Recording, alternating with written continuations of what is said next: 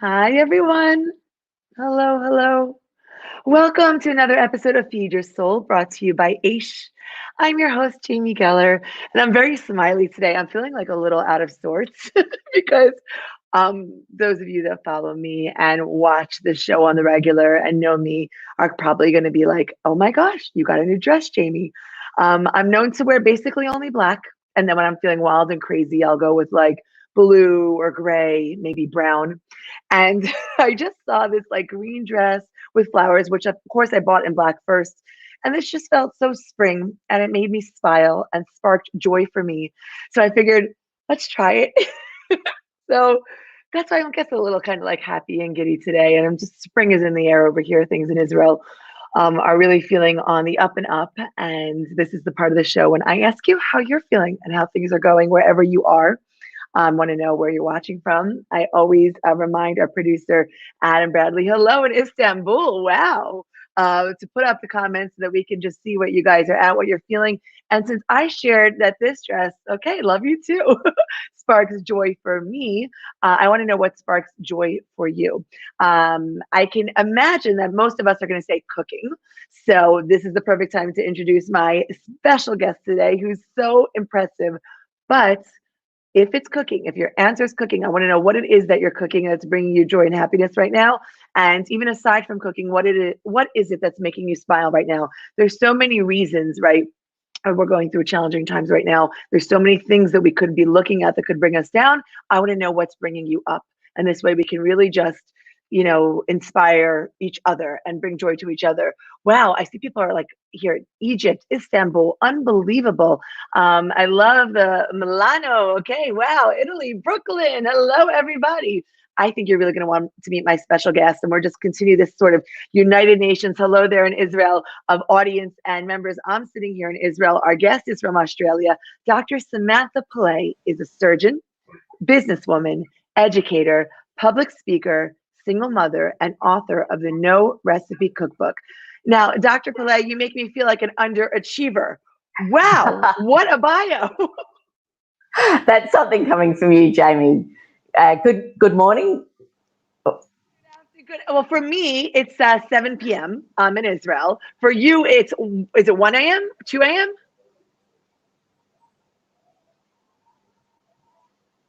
For you, it's 2 a.m., I think we said, right? Yeah, 1:30, yeah, something like that in the morning, yeah. So thank you so much for making it a priority to get up and cook. You call them tahini biscuits. I'll call them tahini cookies with us. But I love what you said. You can get up and, perform surgery in the middle of the night. So, there's a first for everything. Why not bake?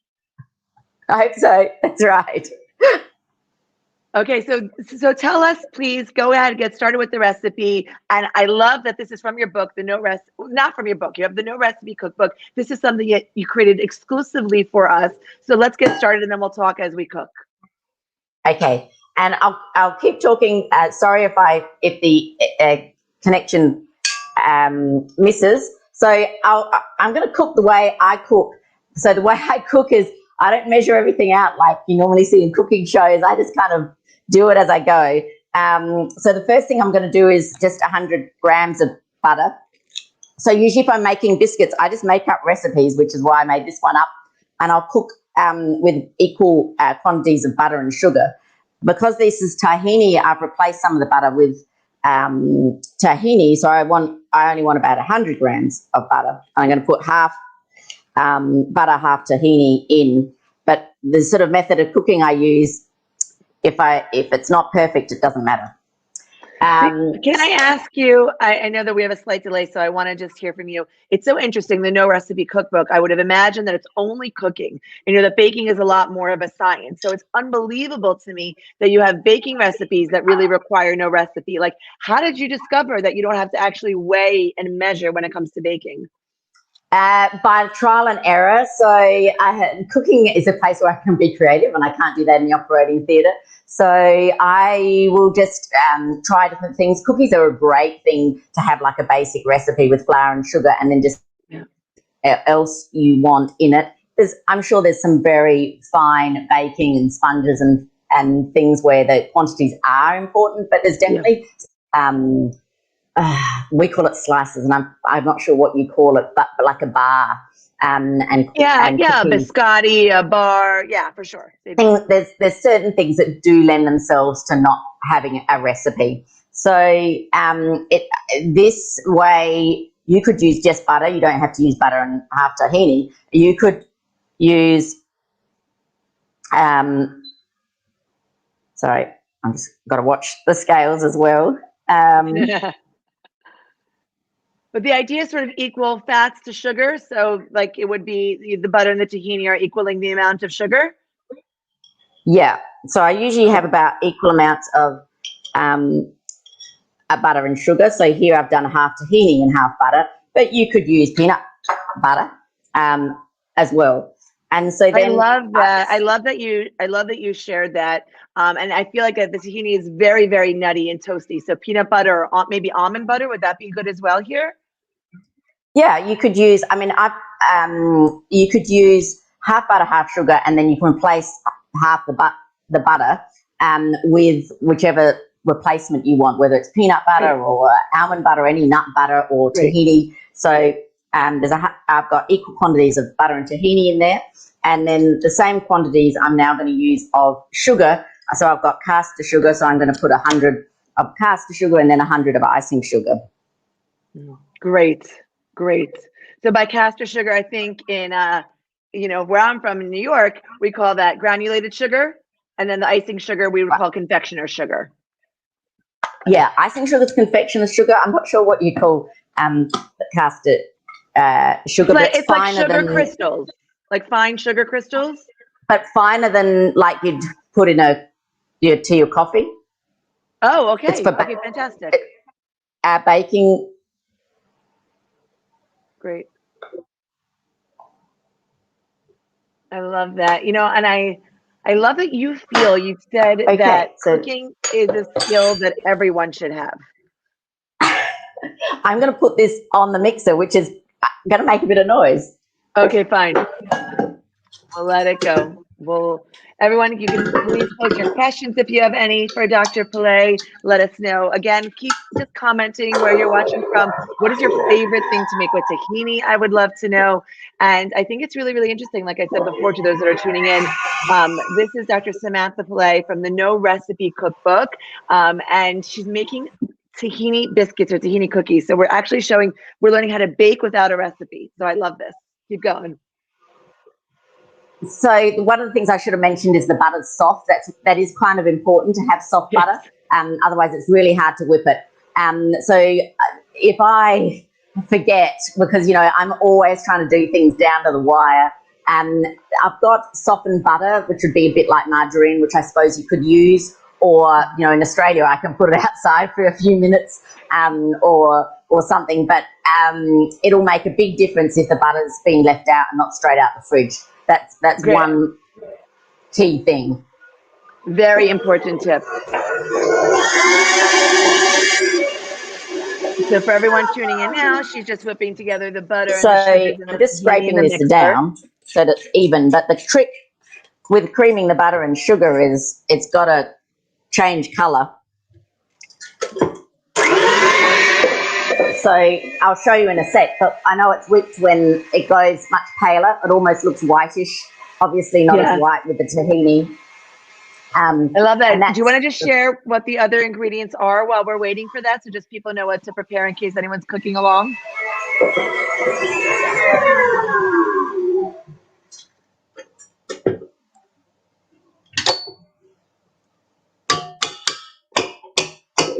So Dr. Samantha Pillay is just in the back. She was just whipping together the butter and the sugar and the tahini. Oh, I love that Tommy was talking about how her friend's mother showed you how to make homemade hummus. It's also like so intuitive, and you can riff on that so easily. I'm making a lemon lovers hummus actually this weekend. Okay, Dr. Pillay, we're back. It looks nice and creamy.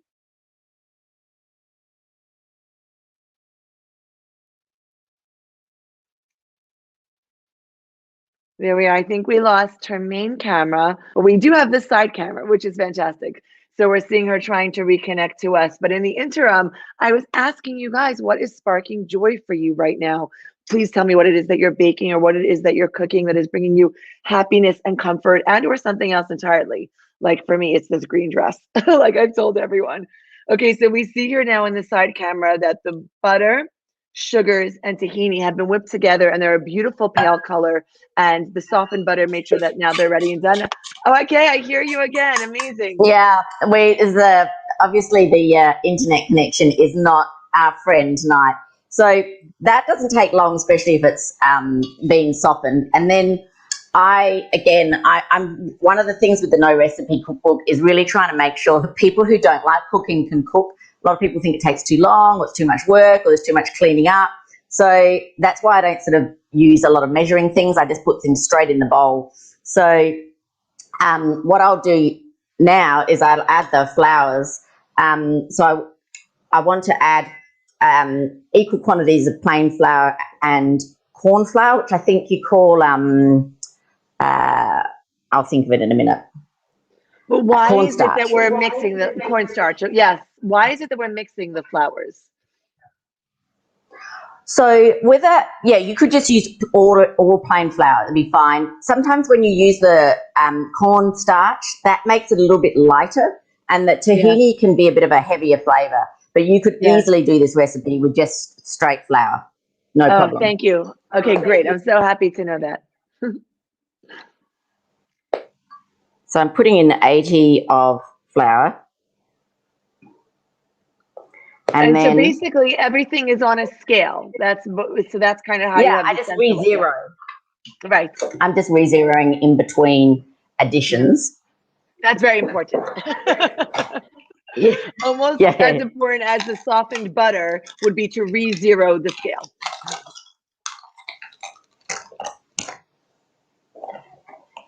Great. And to here, I think you said you have, this is the corn flour?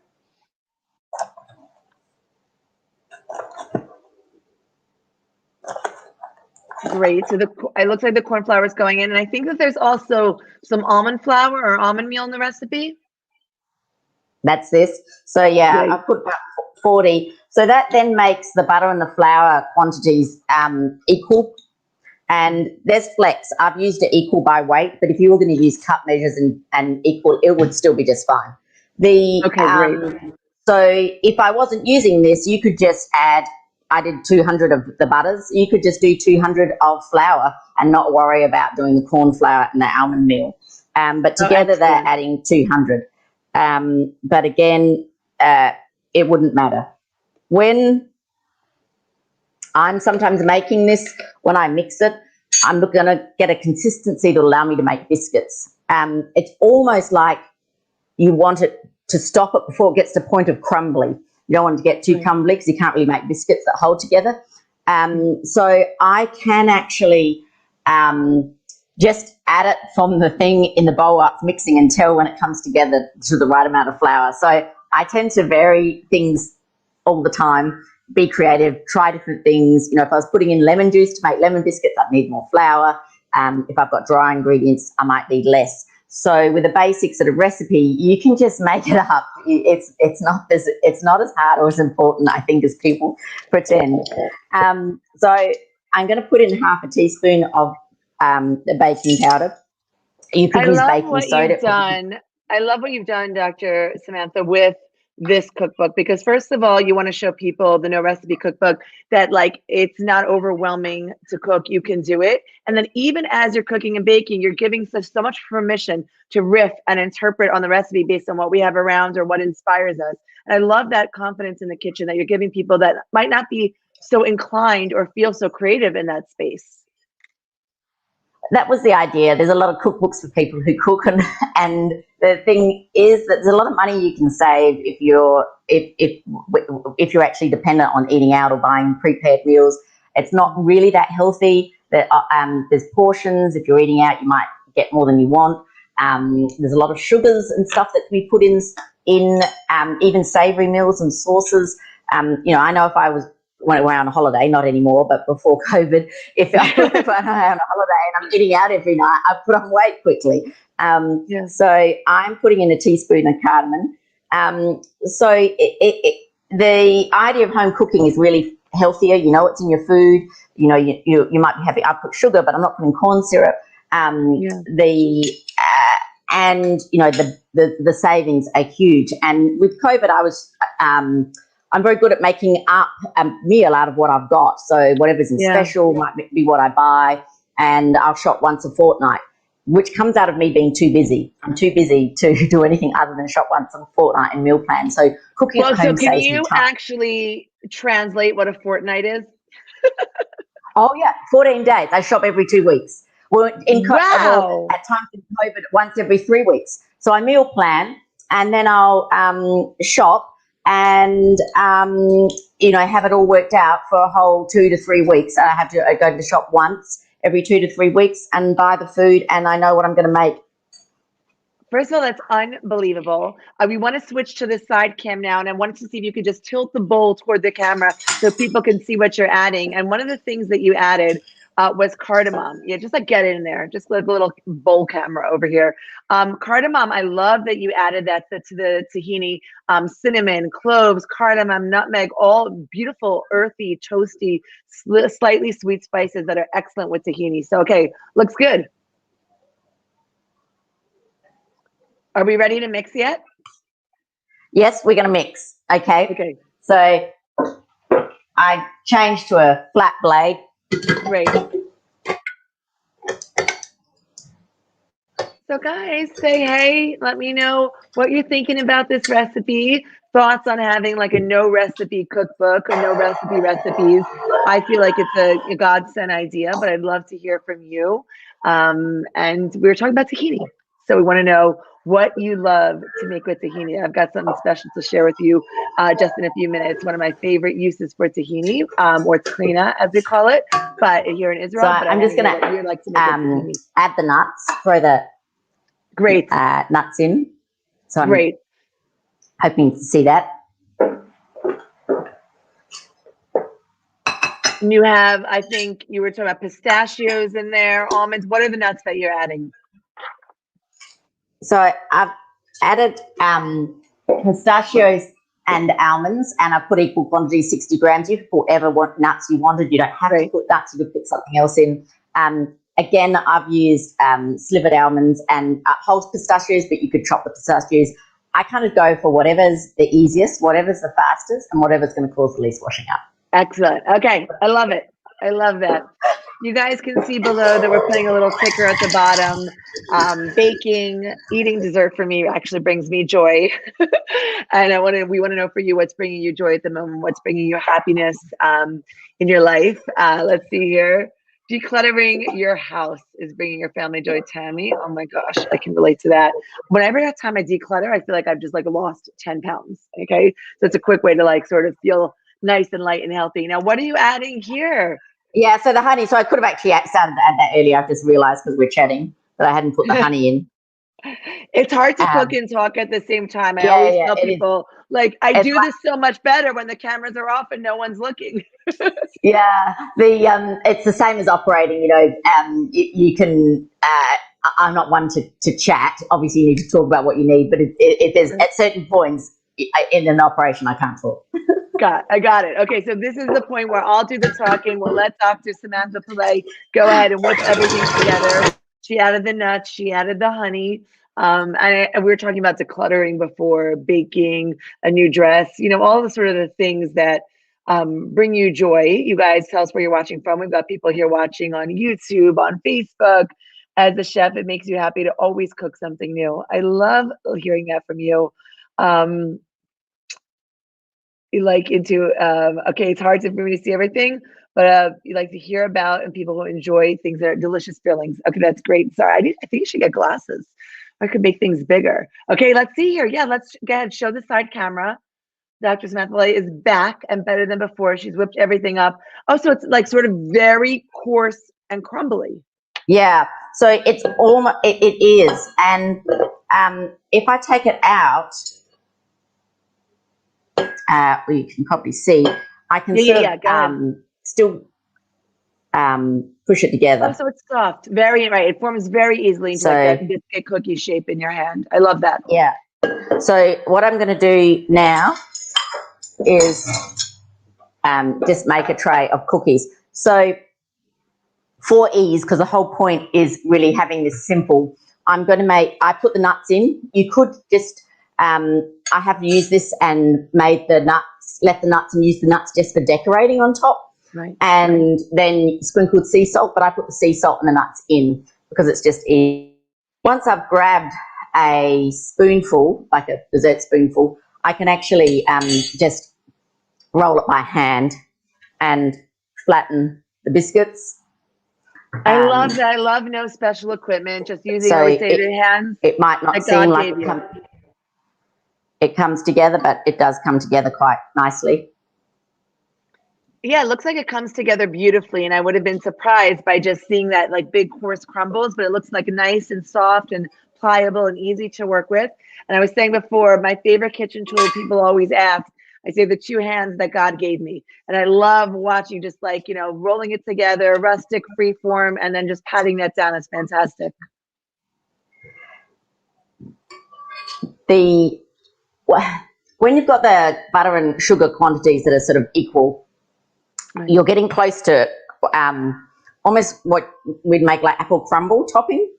Yeah. With spices. And I mean, who doesn't love apple crumble toppings? I mean, the apples are just an excuse to eat the apple crumble topping. So the closer the mixture is to that sort of crumble, the better. So if you take it too far, like if you're playing around with the quantities and you take it too far and it looks crumbly and you can't make a biscuit, you can, depending on the flavors you've used, you could add a bit of lemon juice, you could add some honey. I could taken this off of. So I'm always saying how great it is in life to learn from mistakes. The more mistakes you make, you can go, oh, well, if I just add a bit of this or a bit of that, I can fix it. So when you're making the biscuits and you're just making it free like this, if it's too crumbly, you might add some honey. You could add some maple syrup. If it's too moist, you can just put a little bit more flour in until it comes together the consistency you want. I love what you said. I feel like there's so many gems in the things that you've said. And the best thing is learning from mistakes. And I love turning mistakes into learning opportunities. So that's just a fantastic takeaway. And now you want to take away the pan and put it in the oven. So tell us temperature and time. So I've got probably it's probably going to be about 12 minutes on 175 degrees Celsius. Okay, that's good. Perfect. Perfect. That's amazing. And now we come to one of my favorite parts of the show where we get to just chat a little bit. I actually you're having a hot drink and I left my cold drink in the freezer. I'm literally going to run. It's 1 minute away, but do you want to start making your tea and sort of walk people through making the tea? Oh, my husband just came to save the day. He's bringing me my drink. So I'm just going to heat some water. This is going to be faster in the microwave. Okay, great. And tell us what you're making. I just went out earlier and picked mint from the garden. So I'm going to put that in hot water and tea. Great. I love that one. It's one of my favorite things. In Israel here, mint actually translate the word is nana. It's like nana. So I always have nana tea. It's one of my favorite things. But today I made something special in your honor. I made myself a tahini shake. Oh, we lost Dr. Pillay. Just when I was telling her I made something very special for her. So this is a tahini shake that I have made. It's one of my favorite ways to actually use tahini. And I thought that would be really fun for me to share that with you. And I would definitely want you guys to share with me what's, the way that you make tahini, what is your special uses. I think that you all know I love to put it on yogurt, frozen yogurt, or my yogurt in the morning, but I also love putting it in a shake. So here I have tahini, 100% tahina paste, almond milk, and then a little bit of silan, which is date honey. You can add bananas to this. You can add nuts to this. You can add dried dates to this if you have dates. But that combination I always call tahini and silan, like Israel's peanut butter and jelly. And so I'm just going to take my sip. I'm so excited. I've been waiting for this the whole time to share it with you guys. And sadly, we lost. Dr. Samantha Pillay. I'm so sad. We've had like a very, very spotty connection today. And even though we test these things, she's back. Oh my gosh, just in time, just in time. So you're just loading up the mint leaves into the hot water directly? Yeah, exactly. So that can sit. And you know that's fantastic, by the way. It's a perfect accompaniment to your tahini biscuits. I feel like it's such an elegant, flavor combination. Yes. So I wanted to sort of have flavors that were inspired to suit your audience. So I did a little bit of research to make up a recipe. So amazing. And did you hear what I made for you? This is my tahini shake. And I made fantastic. this inspired by your recipe today. So we have tahini, almond milk, and Ceylon, which is date honey in here. And it's one of my favorite go-tos. And like if I have bananas or if I have nuts in the house, I'll throw them in also, but just blend it up with some ice. And I'm like, I adore this shake. So it was inspired by the tahini. Fantastic. Great. So I love that we're inspiring each other. This is like the part of the show. The show is called Feed Your Soul. So we like to do a little cooking and a little sort of soul searching as well. And one of the things that I was interested in knowing is if cooking for you and baking for you has any sort of spiritual or soulful component to it.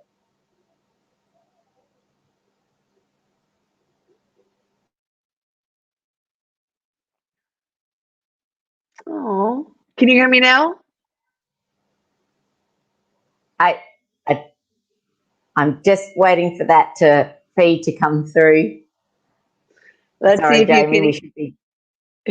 I can. We've got it is intermittent. I didn't get that question. I'm sorry. So I was saying, Feed Your Soul is a show where we both cook and do a little bit of soul searching. And so my question to you is if cooking for you and baking for you has any sort of spiritual or soulful component to it.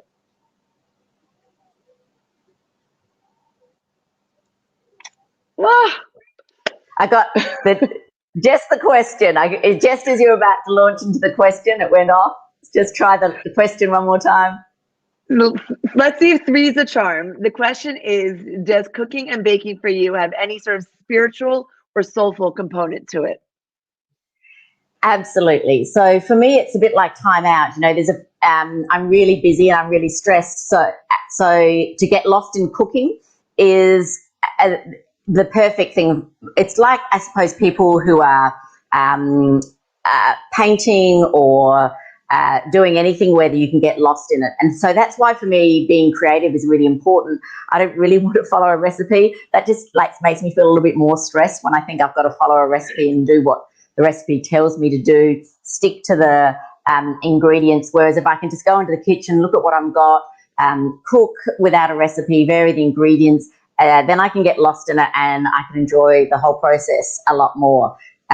So that's the other part of the cook is that I'm a little bit time poor. So I have to sort of cook in an efficient way and a way that saves a lot of time.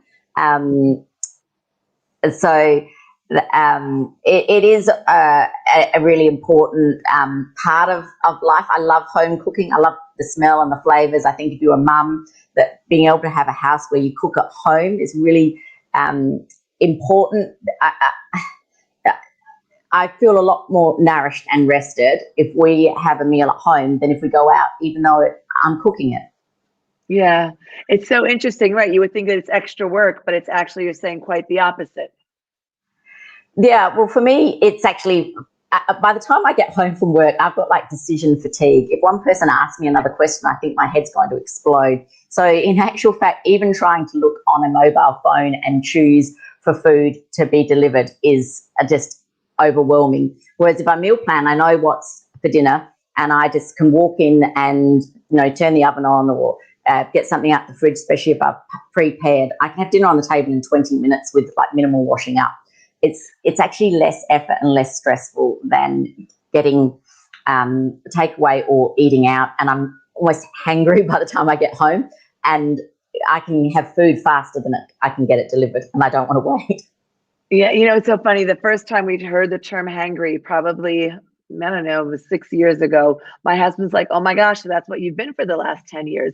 I was like literally hangry for like a decade, and it's so, so true what that feeling is like. And you just, you could eat a house and you want to, chop everyone's head off that comes in, in your direction. So I love the idea of meal planning. I love the idea of having the confidence to riff on sort of what's around and make whatever it is work, or actually know what you're going to have. All of these things are so, so important.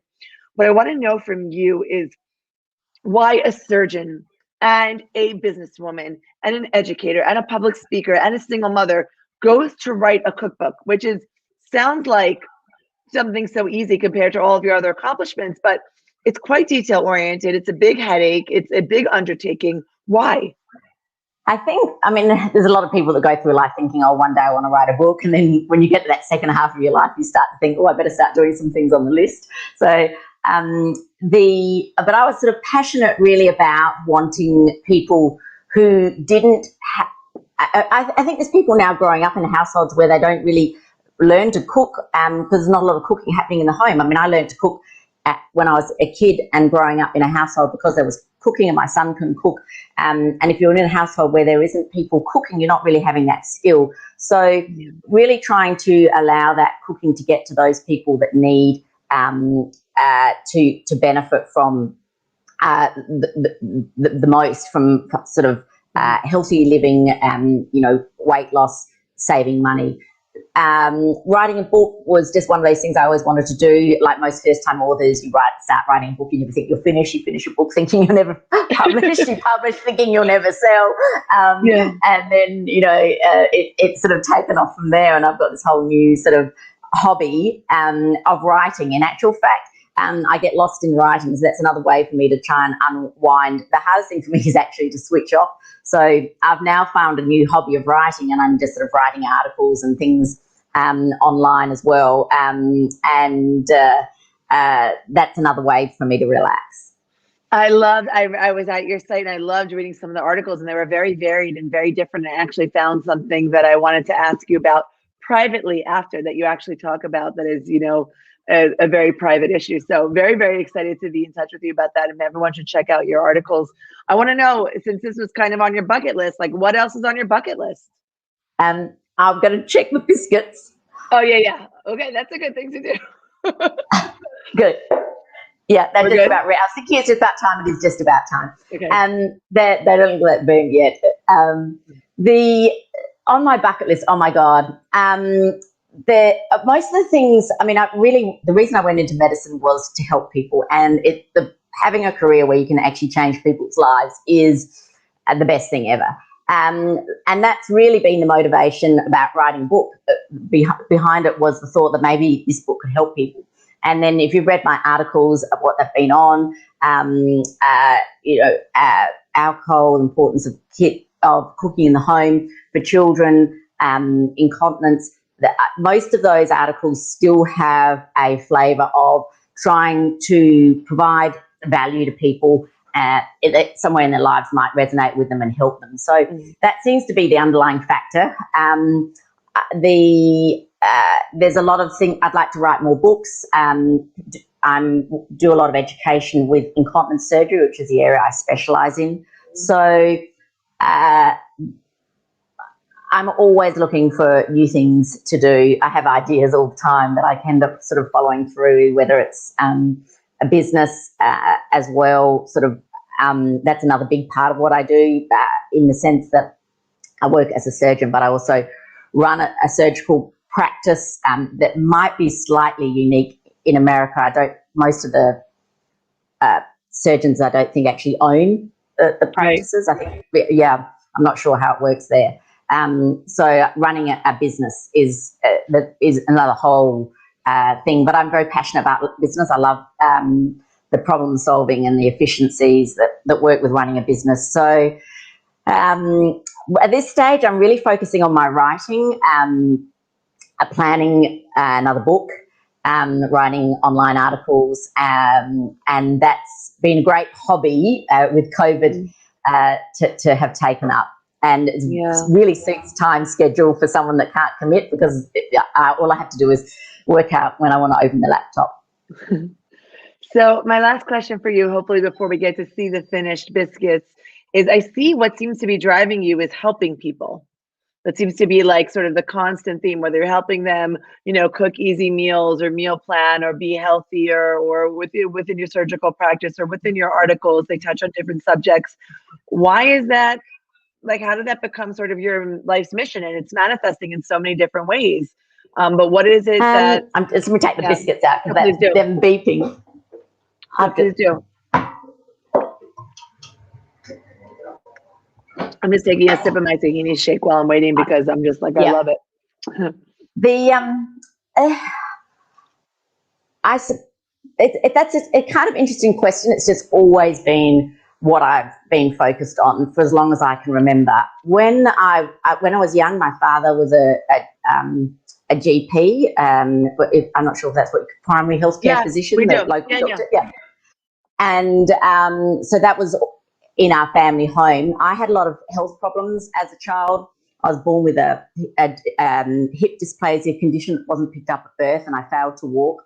And so I was in a hospital almost for a couple of years, and started school in a. It was almost 18 years. By the time I got to university, I could kind of walk around university and get upstairs with difficulty. But it was a very long process, and I spent most of my childhood sort of in and out of hospital outpatients and surgery. So I think that would have had a major impact on me choosing to become a surgeon and wanting to help people. Absolutely. Wow. Wow. I had read that, about you in your bio. And so I appreciate that you sharing that with people here. And I think that understanding, like you read your bio and you hear what you want to do and what you're doing in your free time. It's very easy to be like, wow, she was so gifted and she's so intelligent. And all these things come so natural to her. And she's such an accomplished woman. And to hear about those challenges, and for such a long, it didn't specify that in your bio, that it was that long of a time that you were in and out of hospitals for that many years. And to me, I find that is like inspiring and strengthening. And especially now, people are going through such challenging times. So to hear continued stories of others who have overcome challenges, and to have this conversation over tahini cookies and mint tea, I think it's very special. And it's a special time that we're living in now, that I'm in Israel and you're in Australia and we can do this. I think COVID has brought us closer together as people. And so I really appreciate the conversation and you sharing with us. Thank you. I think we're all capable of overcoming amazing challenges, and that's a really important thing for us to remember right now.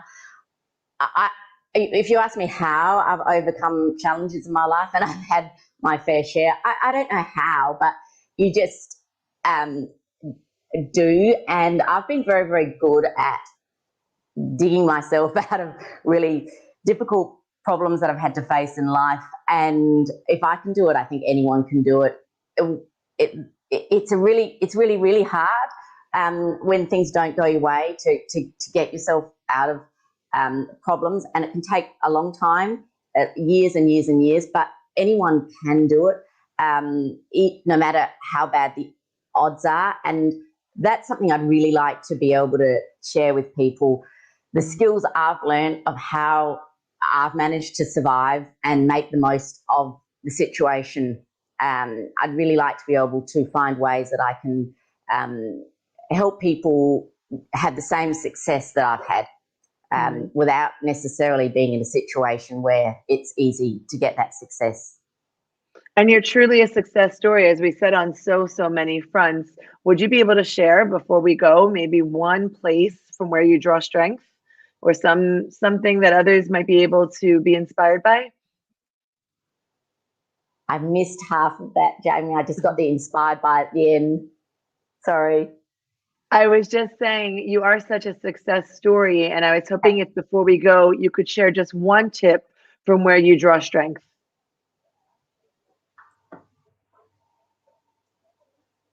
We keep missing. Let's see the cookies. Let's see the cookies.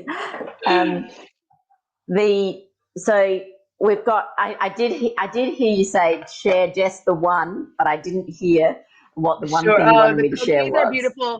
Is it too hot But to these are pick the up? cookies here.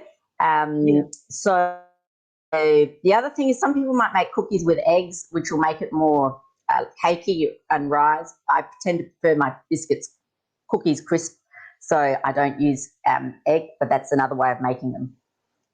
Great. They're stunning. I wish I could have a bite. Is it too hot to like lift one up? Or are they still too a bit soft? Yep. Oh, I love that. I They're love still, that we they have, made this. I'd put them on a wire rack now to cool Yeah. down because they're still a little bit soft. So they're ready to go onto a wire rack now. Obviously, you don't, I don't know if you can see this little bendy, but if you don't bake a lot, some people are just not big bakers. But you know, if you try and take them out the oven and put them straight on the wire rack, they're still too soft. But they're firm enough to get onto the rack now, but they still need a few minutes to cool down and harden up. Right. Oh, I love that we made these in real time together. And I love this chance that I had to meet you and speak with you and for you to inspire everyone here who's watching from all over the world. You should have continued success in crossing off everything on your bucket list and seeing all of your new hobbies through to wherever they may take you. Thank you so much, Dr. Samantha Pillay. Thank you.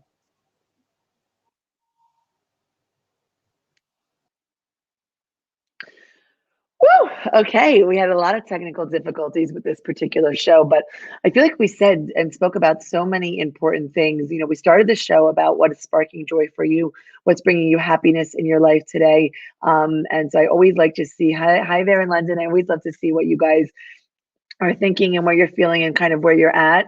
Hey, in Chicago, how are you? Mm. I love how that you love making challah recipes, and that brings you a lot of spirituality, makes you feel spiritual. It's a spiritual bread. It's a spiritual recipe. So I totally get that and understand that. And I feel like I'm serving a higher purpose when I'm making challah. I'm not just making bread. I'm making challah, and all that implicates. A tahini is amazing on challah. Yes, it is. Adam, it's so nice to hear from you. We were talking about what you love tahini on. I'm so glad that you want my spices in larger portions. Ah, I love you. I love you. Okay, here are the spices. It's pretty large, and they're like 3.5 big ounces. But yeah, the za'atar is amazing. I'm going through my spices like crazy. I have extra and extra and extra. Oh, there's my mom. We can't have a show without my mama. Hi, mommy. How are you?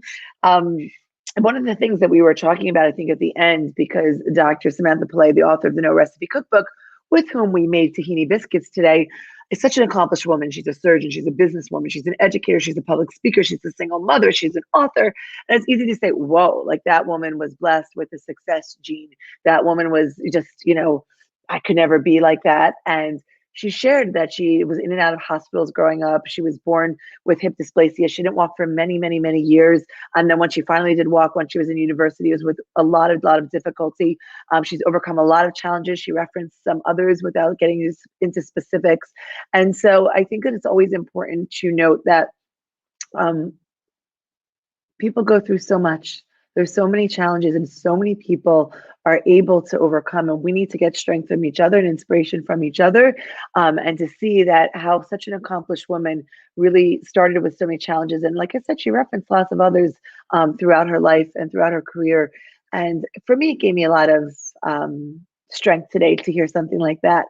So we started with joy, we ended with strength. We had a little bit of tahini cookies and mint tea in the middle. I had my tahini shake. Oh, thank you so much. Well, Helsinki, wow, such an international audience. France, hello, hello, hello. I wish I could say something in French. Merci, bonjour. I love languages, but French was not one of the ones that I studied. I love Spanish, I love Hebrew, I love Yiddish, and I love English. So I'm going to use English to say to you guys, I want to wish you an amazing day, an amazing night, wherever you're watching from. This is Feed Your Soul, brought to you by Aish, a cooking talk show in which we get to do make some yummy food. We'll cook and we'll bake, and we'll also just do some soul searching. So love to hear from you in terms of who you'd like to see on the show, what recipes you'd like to see us make, or what kind of spiritual questions you'd like to see us delve into and touch upon, any kind of soulful topics that you'd like us to cover. And until next time, Wednesdays at 12, I'm Jamie Geller, and you have watched Feed Your Soul. Thanks so much.